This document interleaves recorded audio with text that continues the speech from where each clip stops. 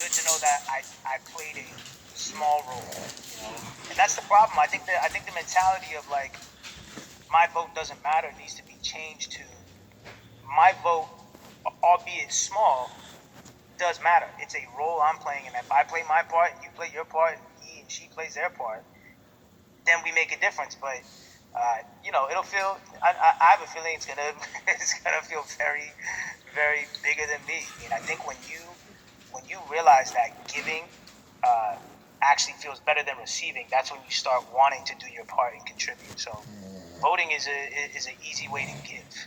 You know. Yeah. To whom much is given, much is required, and you have been given a huge platform, and we are so grateful for you, Russ. Philanthropist, artist, community activist, first time voter. We appreciate you for doing Yes. this, okay? Thank you. I appreciate y'all.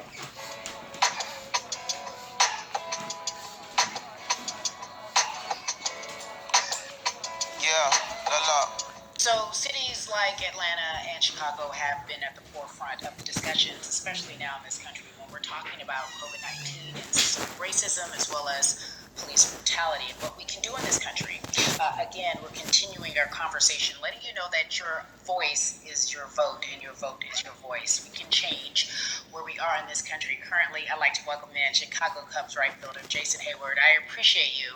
I brought in Atlanta and Chicago because I know you grew up in the metropolitan area of Atlanta, more specifically McDonough. Let's be technical, and you have been very vocal throughout this entire time in terms of what our country's been experiencing. Let's look at the past month and a half, if you will. What has been the hardest thing for you to deal with? The hardest thing for me to deal with, Carrie, this last month has just been going from the virus shutting everything down to us being called to action. We've had multiple police brutality situations. We've had people protesting, wanting to get the message out. But I really realized that I need to be a part of the positive message and make sure that doesn't get lost in all the chaos going on for people to actually hear from a reasonable, respectable person who cares about everyone involved. A reasonable, respectable person who cares about everyone involved, which leads us to more than a vote. It is a beautiful collective of Black athletes and artists. You are a part of that. Talk to me about why that's important for you right now. This be a part of that collective. To me personally, it's important to be a part of that because I've somewhat used baseball and my craft as an excuse to not get more involved in voting. But I can't any longer use baseball and work as an excuse not to get educated and not also to show people like at any moment in time, any walk of life, we can make a difference. So tell me in your words, what does activism look like for you? In my words, it looks like LeBron James, the biggest athlete right now on the planet, speaking up and breaking the ice for everyone. And I think for the first time, people see and hear from us. So now we have white teammates, we have other people speaking up and realizing, okay, like this is how we go about doing this.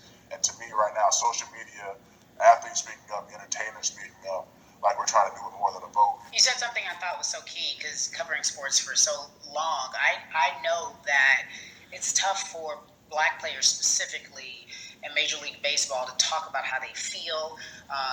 Adam Jones did it in a very eloquent way early on, but there are very few that are vocal.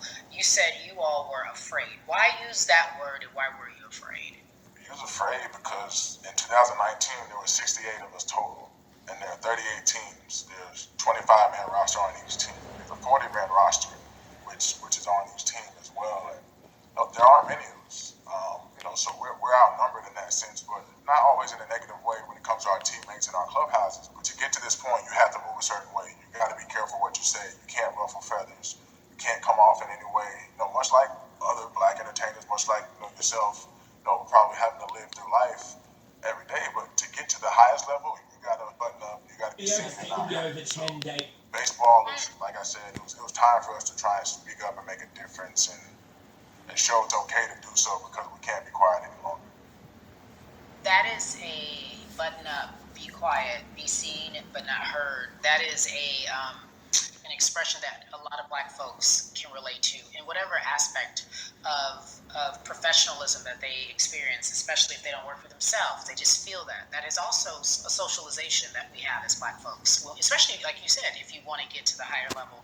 And for so long, I felt it bubbling right underneath the surface that so many of us who were in whatever positions we were, who had platforms, were tired of pretending and looking the other way and spending so much time making others comfortable while we were uncomfortable.